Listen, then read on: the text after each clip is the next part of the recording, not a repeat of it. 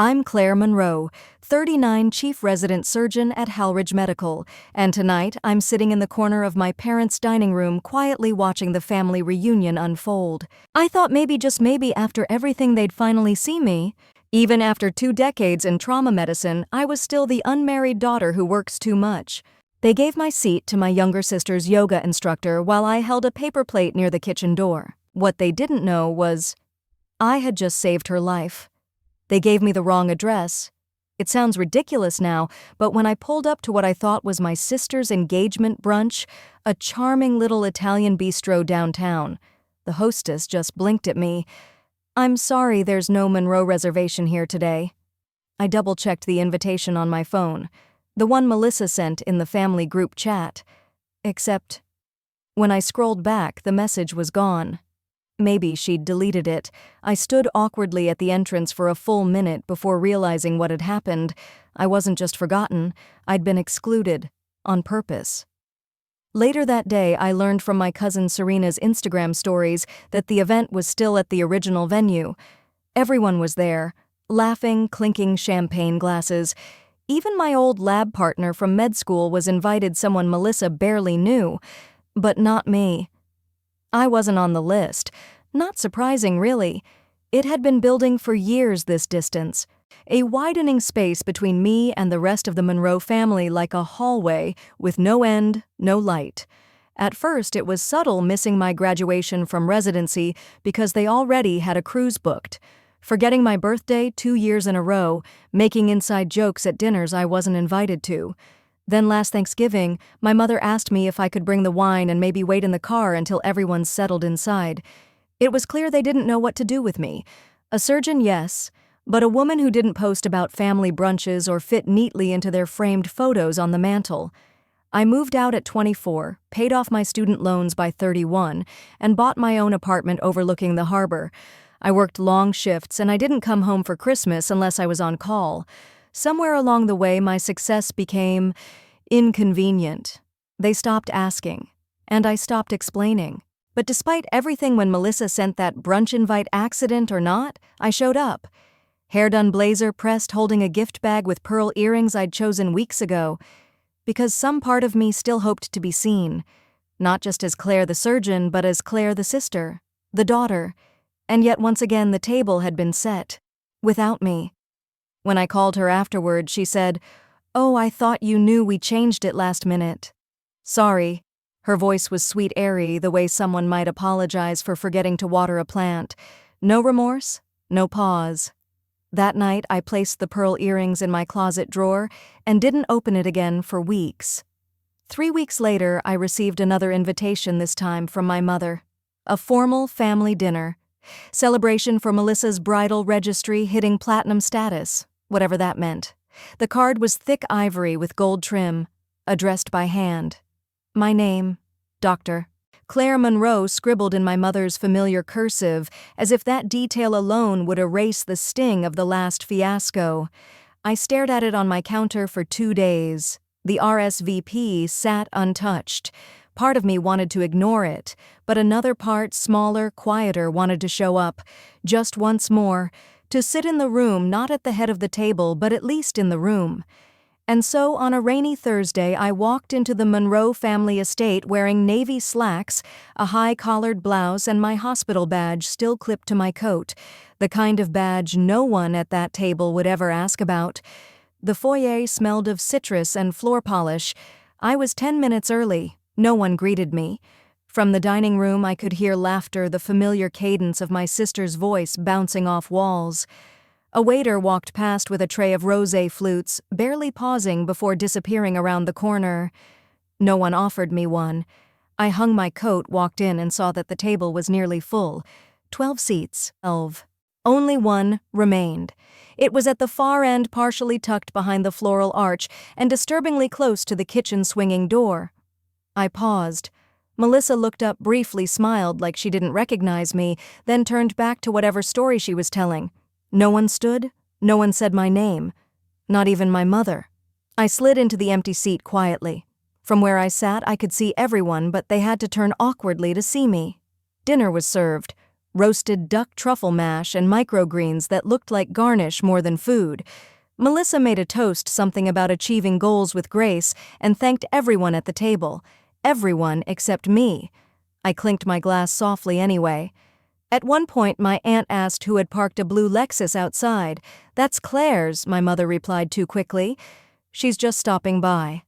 I didn't correct her. Instead, I reached for my water only to find the glass already empty.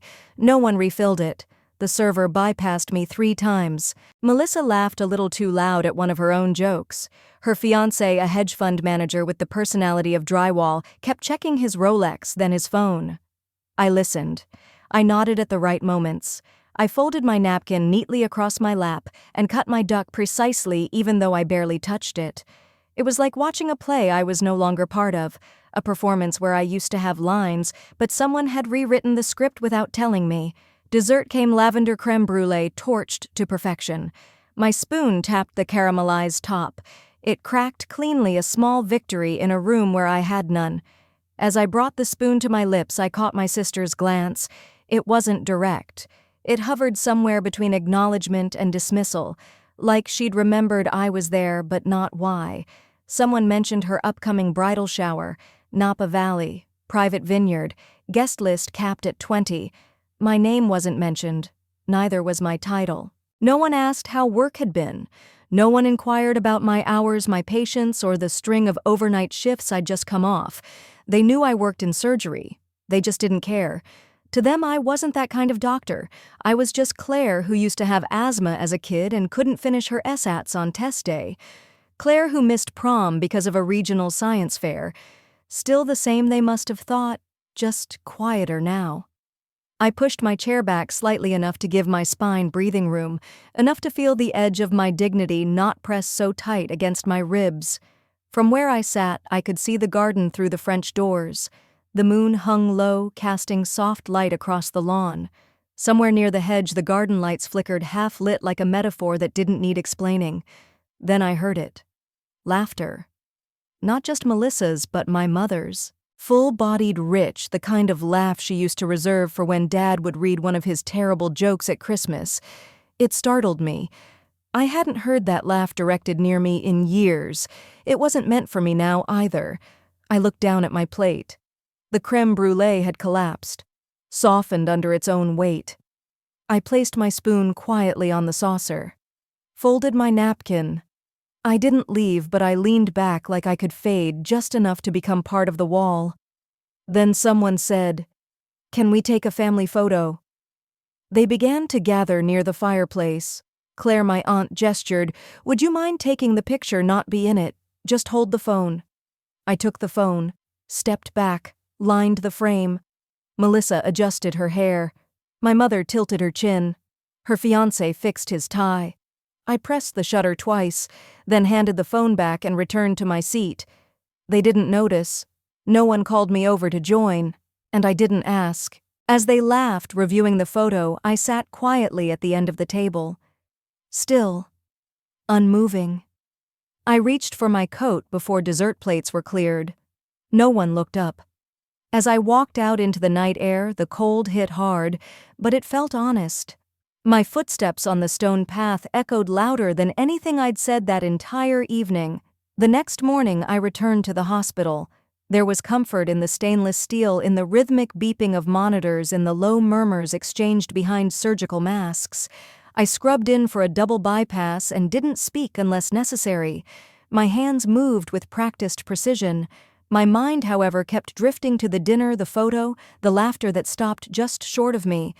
Chief Dr. Morales said, handing me the scalpel, "Your sister's engagement party that was last night, right?" I nodded. "How was it?" I didn't answer immediately. I repositioned a clamp eyes still on the field, then quietly said, "I brought dessert." He sensed the weight in my words, didn't push further. By noon, the OR was cleared. I checked on 2 post-op patients, signed off a chart, and was halfway to the locker room when I got the text. "Mom, Melissa's thinking of having her bridal shower in the Hamptons. Would be nice if you helped with the RSVP logistics. No hi, no how are you, no mention of the night before. Just an ask." As if I were an assistant, as if that were my place. I stared at the screen, then locked it without replying. Later that evening, a group family chat lit up with photos from the night before. The fireplace photo was there, everyone smiling, Melissa front and center, my mother's hand on her shoulder. I wasn't in the picture, but I had taken it. Someone added a caption, "The Monroe legacy, next generation strong." I nearly laughed. I was the eldest, the only one with a medical degree, the only one who'd stayed through Dad's cancer, who'd handled hospice rotations during his final months, who had paid the mortgage for 6 months after his layoffs. Legacy. They meant the ones who wore the designer gowns and didn't show up for hospital duty. I muted the chat. The next few days blurred into rounds, consults, and back-to-back surgeries, but in between the exclusion sharpened. Mom called Melissa our pride during a phone call I overheard.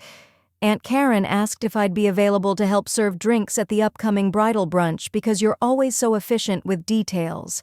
Efficient, like a staff member, not family.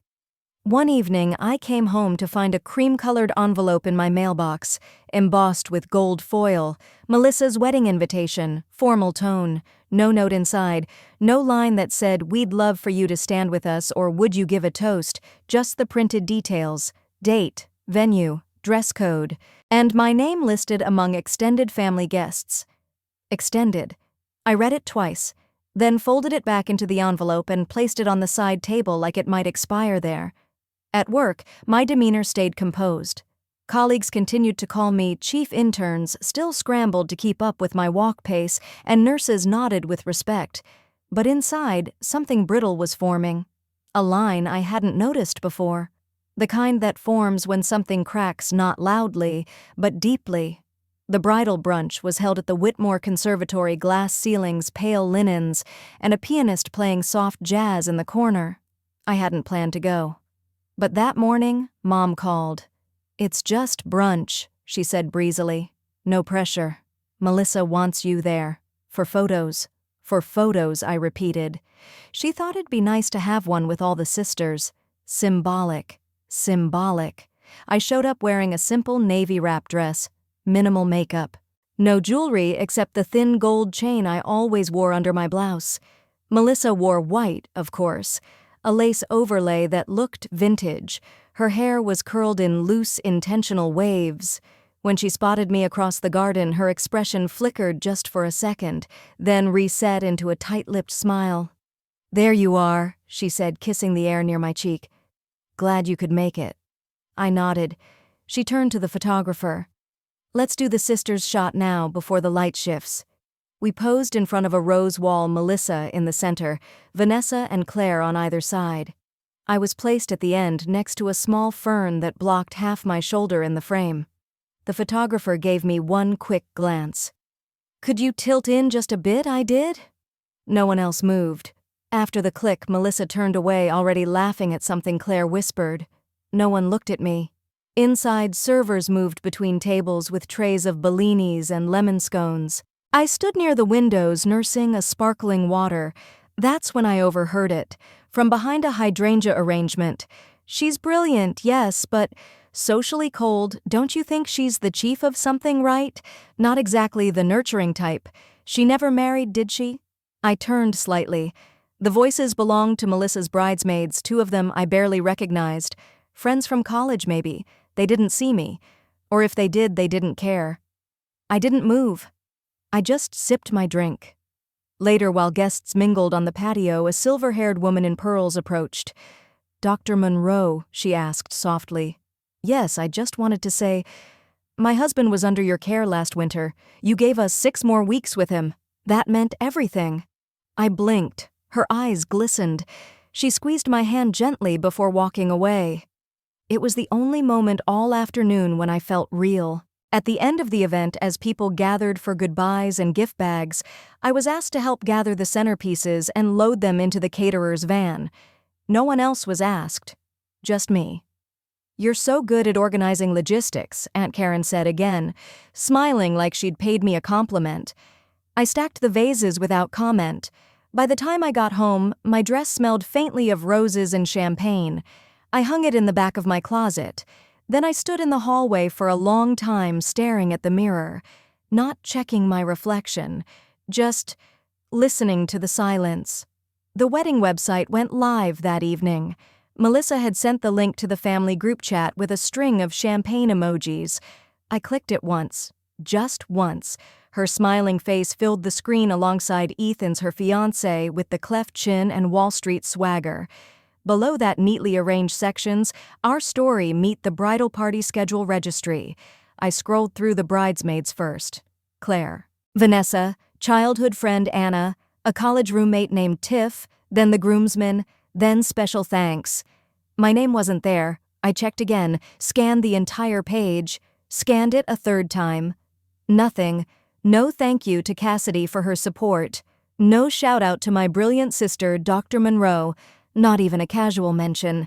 I exited the site and sat there, fingers curled in my lap. The next morning, Mom called. "Did you see the site I did?" "Well, don't read into it. Melissa didn't mean to leave you out. She just, well, there was limited space." "Limited space," I repeated. Mom sighed. "You're so accomplished, honey. People already know that. Melissa just wanted to focus on people who helped with the actual wedding planning." "I see. Don't take it personally." But it was personal. That was the problem. That weekend, I stopped by the house to drop off a gift, a customized photo book I had designed with childhood pictures of Melissa and Ethan. No one was home. Only Dad's car in the driveway. He opened the door wearing his reading glasses, looking vaguely confused. "Oh, Cassidy. Just dropping this off." He took the box from me and glanced at the card. "Oh, that's thoughtful." Then, as I turned to leave, he added, "Don't overthink things. Your sister's under a lot of stress right now." I didn't answer. I got in my car and stared at the dashboard for a long time before starting the engine. Later that night, a message popped up from a distant cousin. "Hey, are you still going to be doing any readings at the ceremony Melissa said someone would? I assumed it'd be you." I typed no, not me, then deleted it. I didn't reply. By the time the rehearsal dinner arrived, I'd grown used to disappearing, to taking up less space, to not being asked, not being told, and certainly not being thanked. And yet I showed up, not because I wanted to, because I needed to see if anyone else noticed. Anyone. Even once. The rehearsal dinner was at Hal Ridge Estate's smaller banquet room, warm lighting, white linens, blush roses in delicate glass vases. I arrived early out of habit more than invitation.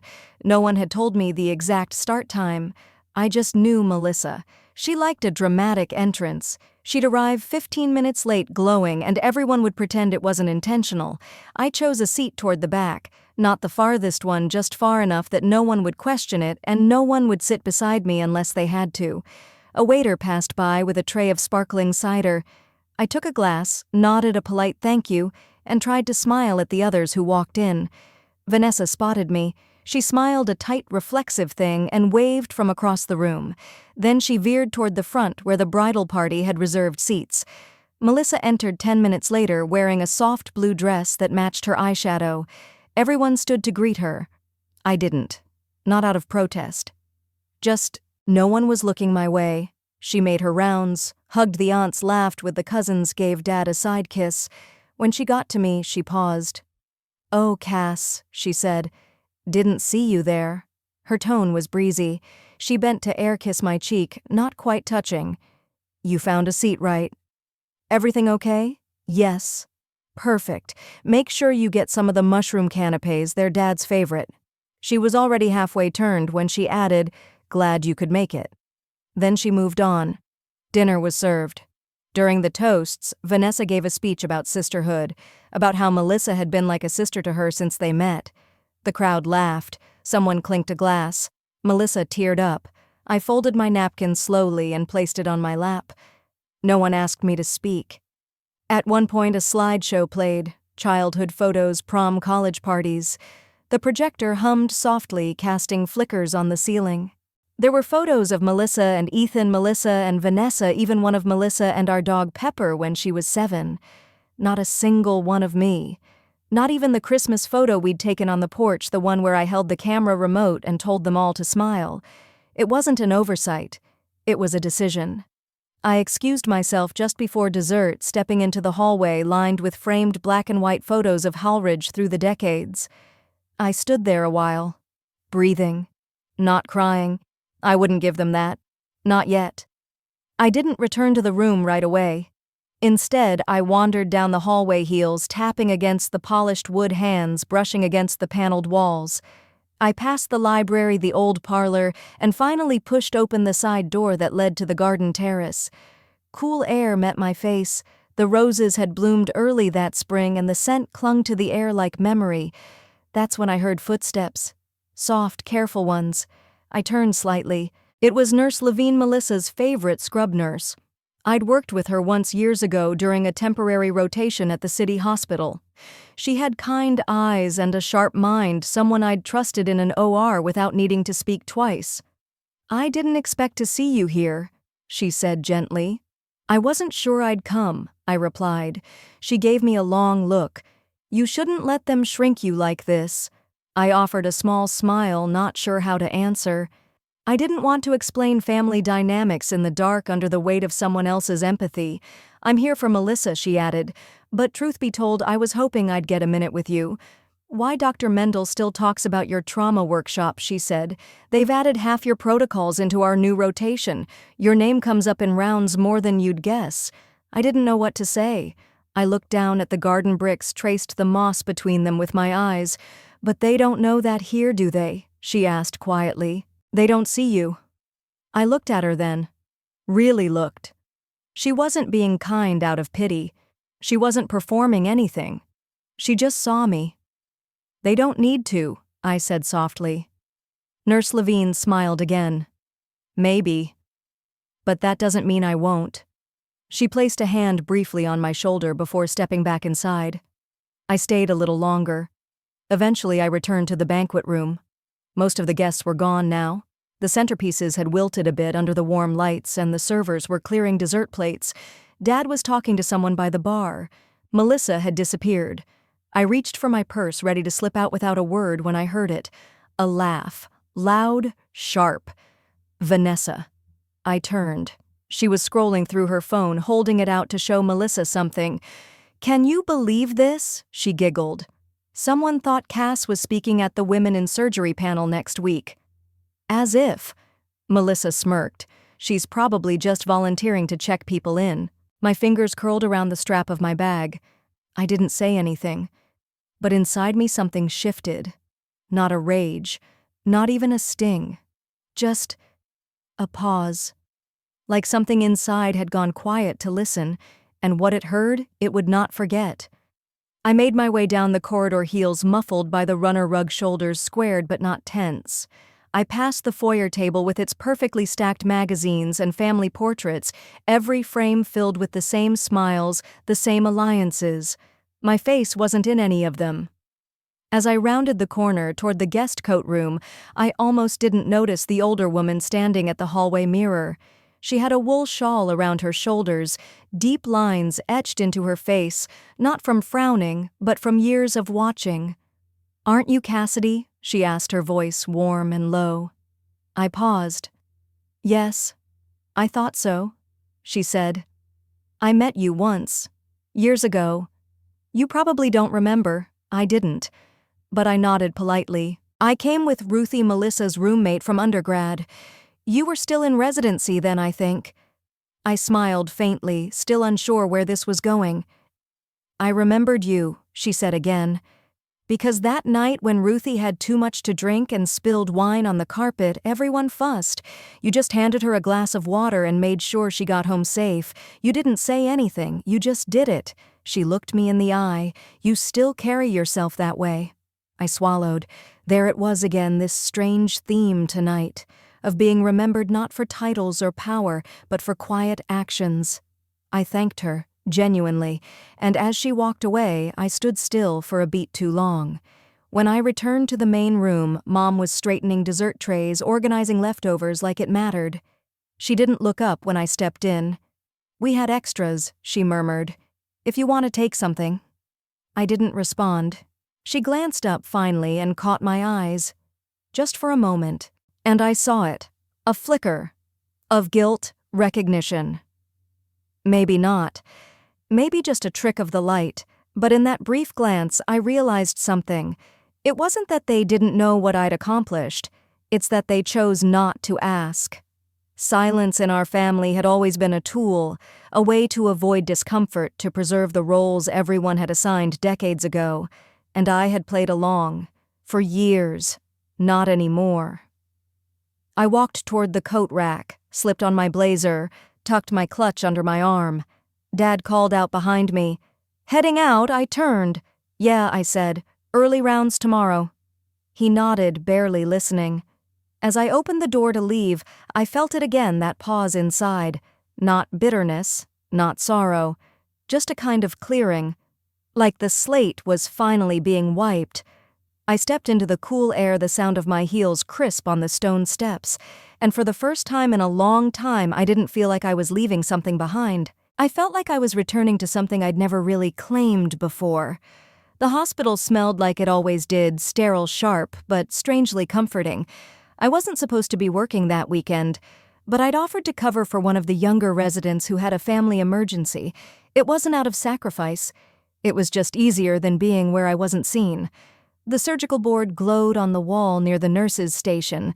My name was on it twice, 2 procedures back to back. Standard, efficient, nothing flashy. I liked it that way. Dr. Monroe nurse Tasha greeted me, handing over the updated charts. She was always organized, always calm. Patients prepped and in OR2. I nodded and walked toward the locker room, tying my hair back. That's when I saw her, Melissa, my sister's best friend. Maid of honor from that wedding I didn't attend. She was seated in the waiting area outside surgical pre-op, flipping through her phone. I stopped. Our eyes met. She blinked. Cassidy? I offered a polite smile. Hi. She stood up quickly, like she'd been caught off guard. I didn't know you worked here. I do. Her gaze darted to the floor, then back to me. My mom's here, she said. Gallbladder issue. Nothing major, but she's nervous. I nodded. She's in good hands. She hesitated. Cass, I didn't mean to ignore you at the wedding. It wasn't. It's fine, I cut in gently. Really. She opened her mouth again, then closed it. The silence between us wasn't hostile, just full of things that didn't need saying anymore. Before she sat back down, she added, Melissa still talks about you, you know. She always said you'd end up doing something amazing. I gave a small nod and moved on, but something about the way she said it stayed with me. Later that afternoon, after the second surgery, I was sipping coffee in the staff lounge when Dr. Kwan stepped in. She was a powerhouse, one of the few department heads who never raised her voice but always got things done. You've been consistent, she said, nodding toward the surgical report I'd just logged. Clean incisions, no delays, patients stabilize quickly. Thank you, I said. She paused at the doorway. You ever consider stepping up? I blinked.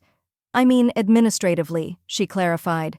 Chief of surgery role is opening in 6 months. We'll be nominating internal candidates. The words hit me harder than I expected. I hadn't thought about it, I said truthfully. Well, she said, maybe it's time you do. And then she was gone.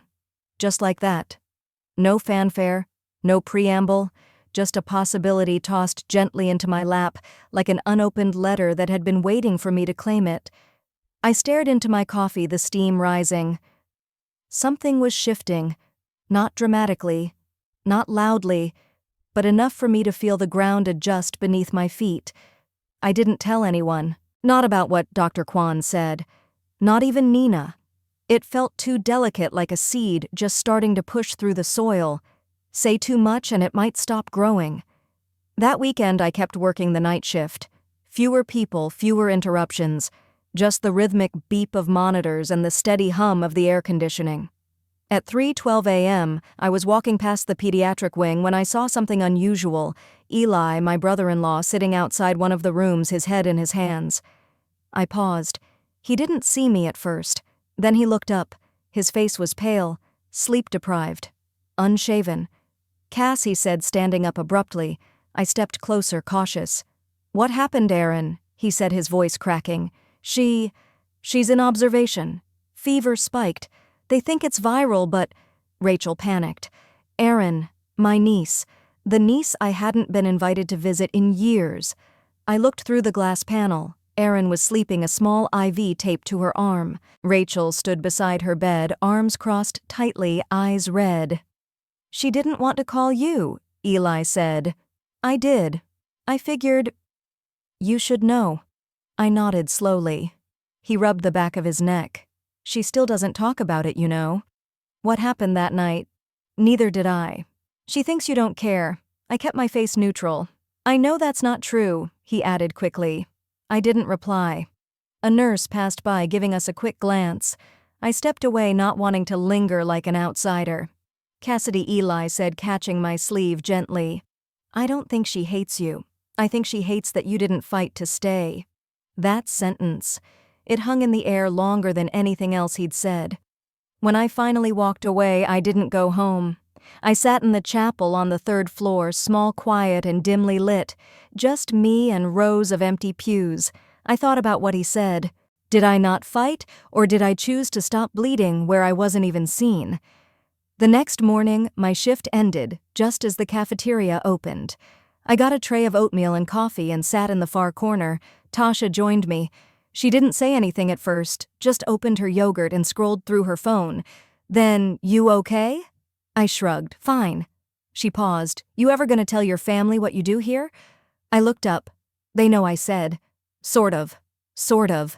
She raised an eyebrow. "I don't bring it up." "You should," she said. "Not for them. For you." Her words weren't pushy. Just matter of fact. Like she was pointing out a fire exit no one had noticed before. Later that afternoon, I received an interdepartmental message. Dr. Kwan would like to schedule a conversation regarding leadership readiness. No emoji, no fluff, just the next step written in black and white. And suddenly I could feel it, that low, almost imperceptible shift again. Like gravity was leaning in my favor, just a little. By the end of that week, I noticed something I hadn't before. Nurses started greeting me differently, less like a colleague, more like someone they could rely on. A junior resident asked if I could review a chart with him before rounds. Even the senior scrub tech, Mr. Halverson, who usually kept conversations clipped and minimal, paused to say, "Appreciate the way you handled the Burke case. Clean, efficient." These weren't grand gestures, no applause, no speeches. Just subtle acknowledgments, like a current quietly changing direction. On Friday, as I walked to my locker, I saw something taped to the door, a small sticky note in Tasha's handwriting. "Chiefs don't wait to be introduced. They lead." Underneath it, a smiley face. No name, but I knew it was her. I smiled quietly to myself. I didn't take it down. That evening, I left the hospital early for once. I didn't have anywhere urgent to be, but something inside me said, "Go, step outside." Boston in late October had a chill, but the city lights made everything feel warm. I walked to a quiet bookstore downtown and browsed aimlessly until I found a paperback of essays by Dr. Nadine Graham, one of the first Black women to head a surgical department in New England. Her signature was on the inside cover. As I stood in line to pay, I thought, maybe it's okay to want visibility. Not recognition for ego, but because truth left unspoken too long becomes erasure. I wasn't asking for validation. I was asking to not be made invisible. When I got home, I poured a glass of wine and stared at my untouched family group chat. Still the same faces, same jokes. My sister Rachel had posted photos of Erin at the pumpkin patch. No mention of the hospital stay. I typed one word, "Glad she's okay." No emoji. No question, just enough to say I saw. Rachel didn't reply, but my mother did. A single heart emoji. I stared at it. For years I had let myself believe that silence from them meant judgment. Maybe it still did. But sometimes in a family like ours, an emoji was an earthquake. The next morning I opened the envelope that had been sitting on my kitchen counter all week, Dr. Kwan's formal letter. "We are pleased to consider you for Associate Chief of Surgery pending final board review." I read the sentence again, then once more. Not because I didn't believe it, but because I wanted to remember how it felt to finally be named in something I didn't have to ask for. That afternoon, I did something I hadn't done in years. I bought a plane ticket back to Chicago for Dad's birthday. Not because I expected anything from them, but because I was no longer walking in shame, and that in itself felt like reclaiming oxygen. The Chicago sky was overcast when I landed. Typical. Gray light spilled across the terminal windows and everything felt muted, like the city had turned its volume down just for me. I hadn't been back since Aaron's birth. No holidays, no birthdays. Just silence. But today was Dad's 70th, and apparently that warranted a Carter-sized celebration. The invitation came through a forwarded email. My name wasn't listed in the to field, just CC'd. A logistical afterthought. I had booked my own hotel.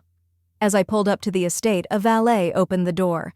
The Carter house was exactly how I remembered it, grand, symmetrical, sterile. Gleaming windows, perfect hedges, no signs of life.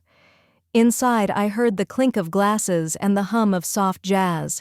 Guests milled about in crisp suits and cocktail dresses.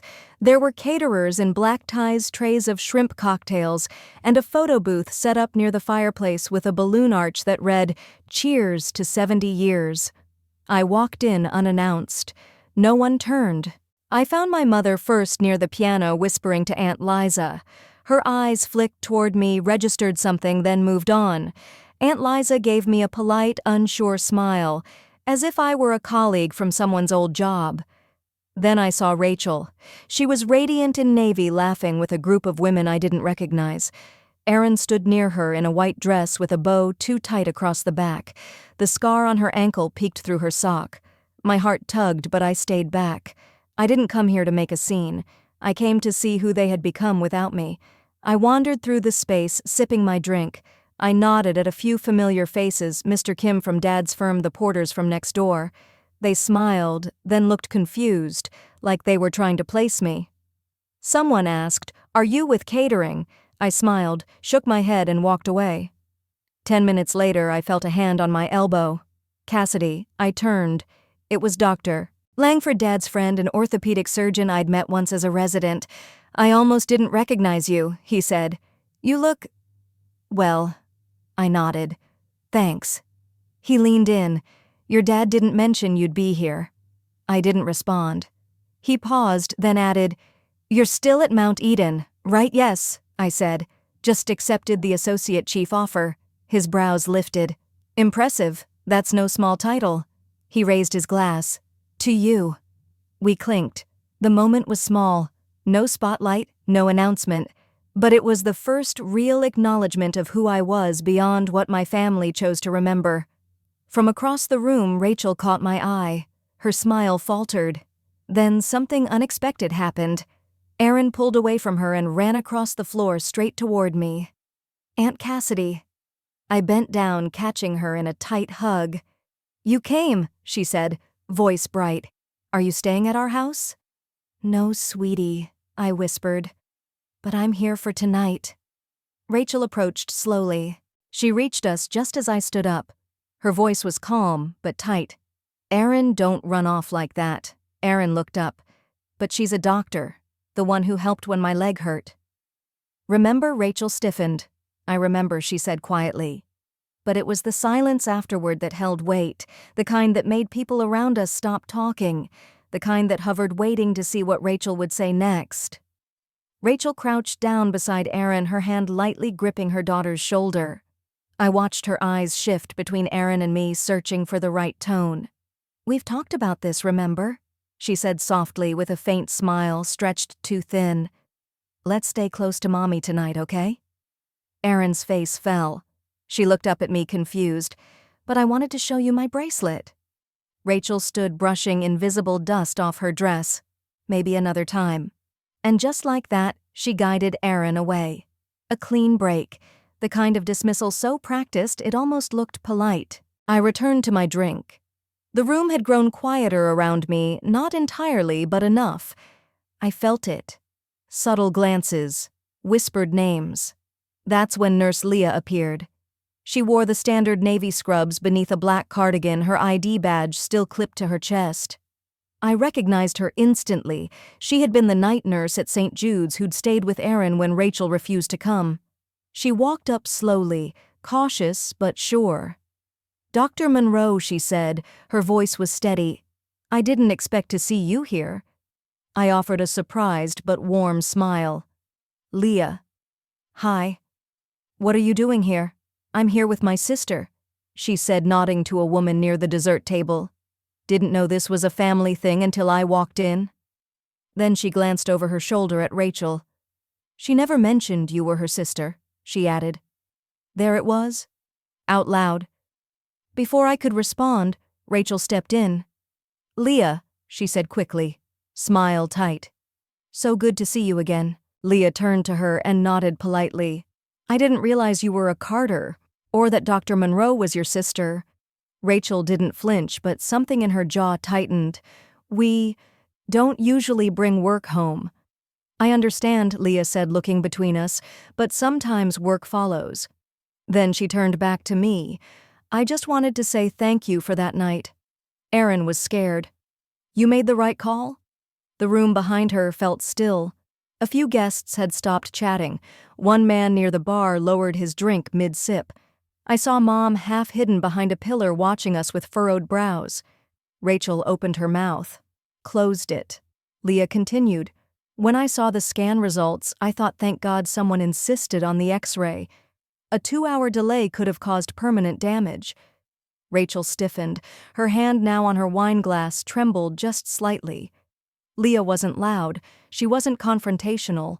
Her voice remained even, but every word landed with precision. And then she bowed her head. Thank you, Chief, she said softly. It was an honor to work under you. My chest rose and fell, slowly. Rachel took a small step back. Her smile cracked at the edges. Chief, someone nearby repeated under their breath. Leah gave a gentle nod, then turned away, walking calmly back into the crowd. I didn't move. Neither did Rachel. That moment, unrehearsed, unforced, was the reckoning I hadn't expected. Not a confrontation, not revenge, just truth spoken plainly, and received in silence. From across the room, Dad turned. His face was unreadable. But Mom? Mom blinked hard, as if she had to reprocess everything she'd just heard. No one said a word. But the silence, it shifted. Not the silence of awkwardness, but something heavier. A reckoning. I turned slowly and met Rachel's eyes. She was blinking faster now, still holding her wine like a prop that could anchor her to the moment. But she didn't speak. She couldn't. I looked over her shoulder and caught a glimpse of Erin. She was watching. From the corner by the dessert table, her small frame barely visible behind a stack of folded coats. She hadn't seen the exchange up close, but children have a way of sensing what's real and what's not. Our eyes met. She offered a tentative smile. I raised my hand in a small wave. Nothing dramatic. Just acknowledgement. Just presence. She waved back. Rachel finally exhaled loud enough for me to hear. Cassidy, she said, the edges of her voice fraying. That wasn't Leah, doesn't know the full story. I didn't answer. There was nothing more to defend. For the first time in years, I wasn't the one chasing explanations.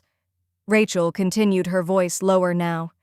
You weren't even supposed to be there that night. It wasn't your call, but I made it, I said. She froze. My tone wasn't sharp. It wasn't angry. It just was. I made the call because Aaron needed someone to act. And you weren't answering. That sentence didn't rise in pitch or volume. If anything, it settled, like dust finding its way back to the surface after a long disturbance. Mom approached from the side, her expression unreadable. Cassidy, can we talk? I turned toward her. She stood with both hands clasped tightly in front of her.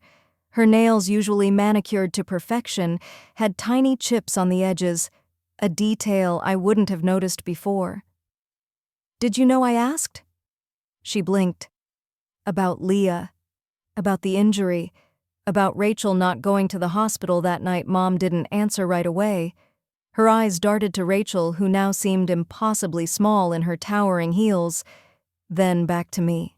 We thought, it wasn't our place, she finally said. It was a misunderstanding. I tilted my head slightly. A misunderstanding doesn't show up on an X-ray, I replied. Mom flinched. And again I didn't raise my voice. I didn't need to. The room hadn't fully returned to its chatter. People were talking, yes, but the tone was different.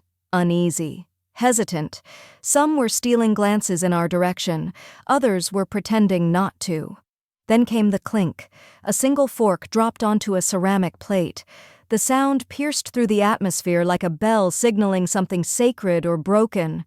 I turned away from both of them and walked toward the windows. Outside, the garden lights flickered softly beneath the trees. Erin's bracelet, a beaded thing she'd made with her nurse, glinted from her wrist as she reached for a cupcake.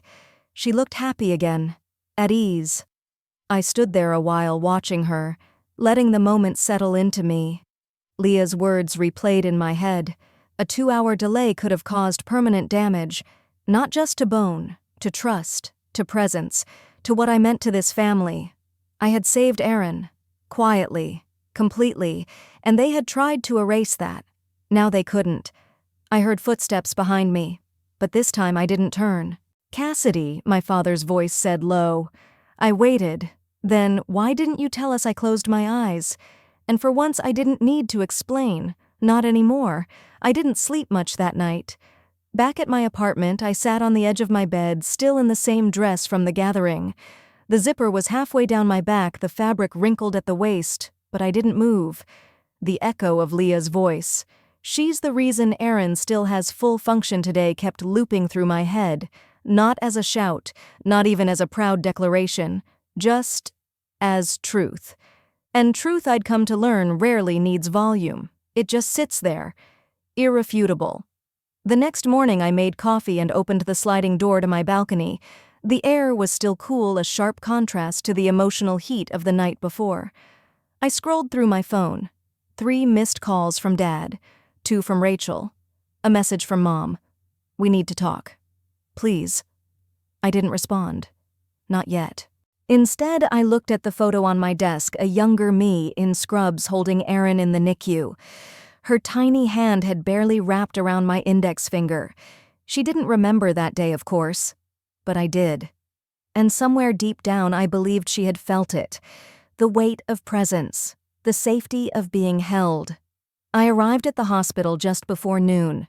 Not for work, my shift didn't start until Monday, but because I needed grounding, a place where my decisions still mattered, where my instincts weren't questioned.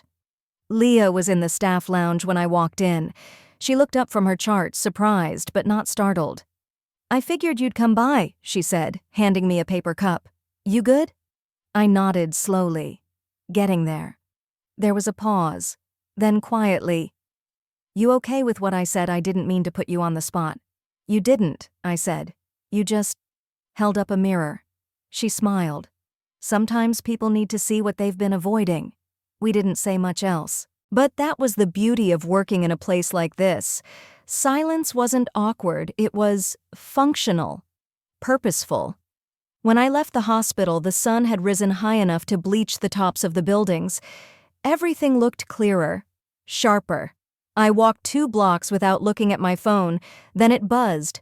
A new message. From Rachel. "She wants to see you." Just that. No apology, no justification, but it was enough. That afternoon I drove out to the family house. The driveway was lined with the same hedges I used to trim every summer. The same wind chime still hung from the porch, though the sound felt duller now. Rachel opened the door. She looked tired. No makeup. No polished outfit, just a sweatshirt and leggings. Her armor was off. "Thanks for coming," she said.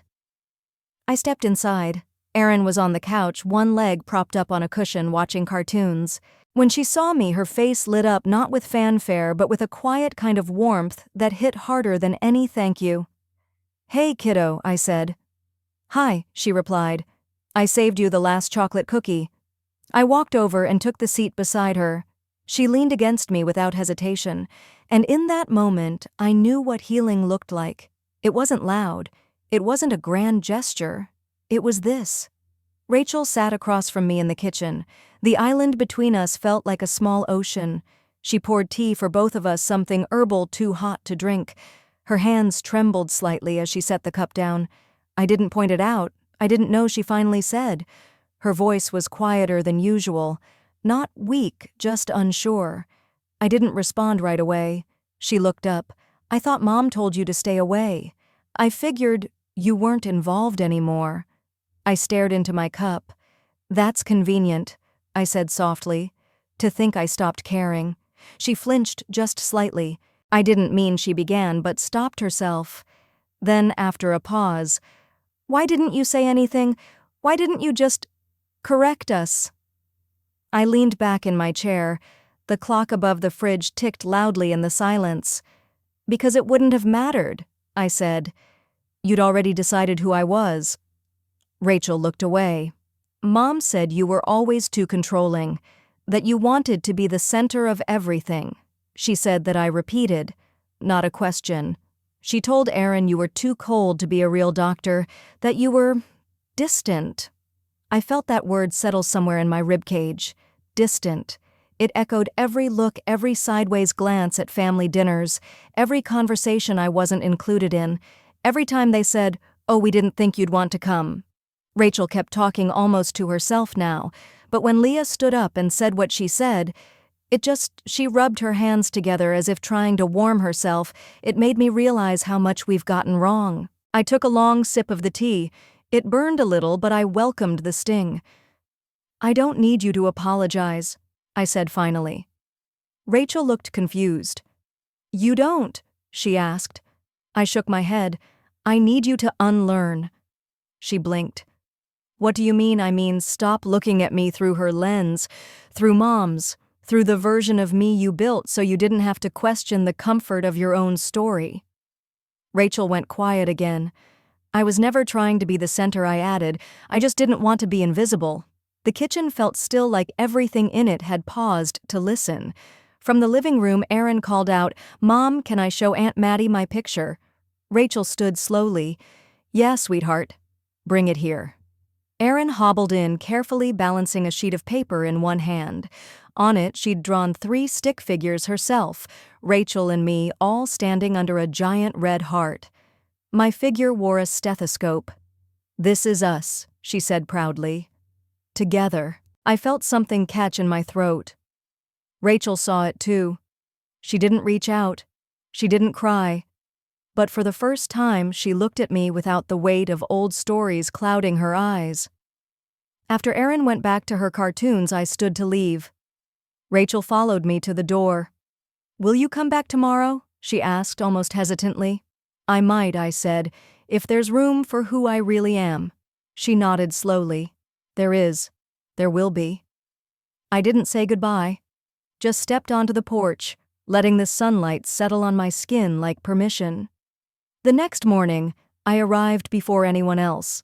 The hospital conference room was quiet, sunlight spilling in across the table where the staff would soon gather. I set down my binder, adjusted the seat, and glanced toward the whiteboard. Someone had already written the agenda, but left space at the top, waiting it seemed for something. A knock on the door.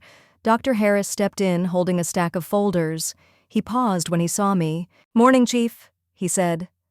The word landed gently, without ceremony. I smiled. "Morning." He sat across from me. "You okay?" I nodded. "Better." He hesitated, then added, "The way you handled yesterday with your family, with Leah, that was something." "I didn't do it for them," I said. "I did it for her." He understood. More staff trickled in, nurses, residents, a few new faces still learning the rhythm of the place. The room filled with light conversation, shuffling papers, coffee cups. When the last chair was filled, Harris looked toward me. I stood, cleared my throat. "I know many of you witnessed something personal yesterday," I began, "and I want to thank you for your professionalism." They all quieted. What happened wasn't planned, but maybe it was necessary. A few heads nodded. I've spent a long time shrinking myself to fit into places where I was already invisible. Not here, though. Not anymore. I didn't say more. I didn't need to.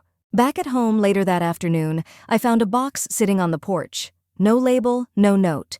Inside, a framed photo of me and Leah from a community outreach event, both of us smiling in our scrubs, her small hand gripping mine tightly. There was something else. A bracelet. Handmade. Purple and teal beads. A tiny silver charm in the shape of a stethoscope. I held it for a long time before slipping it onto my wrist. Inside, my phone buzzed. A message from Brittany. Mom asked if you'd come over this weekend. She didn't say much, but I think she wants to talk. I stared at it. There was no apology in that message, no grand olive branch, just a door left ajar. For the first time, I didn't feel the need to walk through it, not out of spite, just peace. I replied simply, "Not this weekend, but maybe sometime."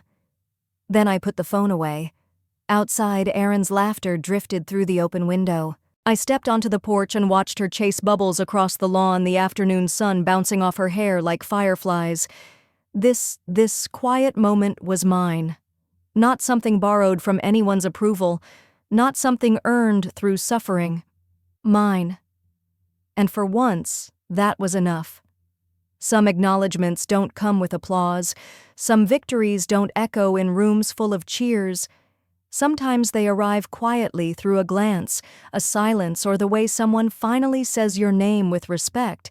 She didn't raise her voice. She didn't demand a seat. She just stopped waiting for permission. And somehow that changed everything.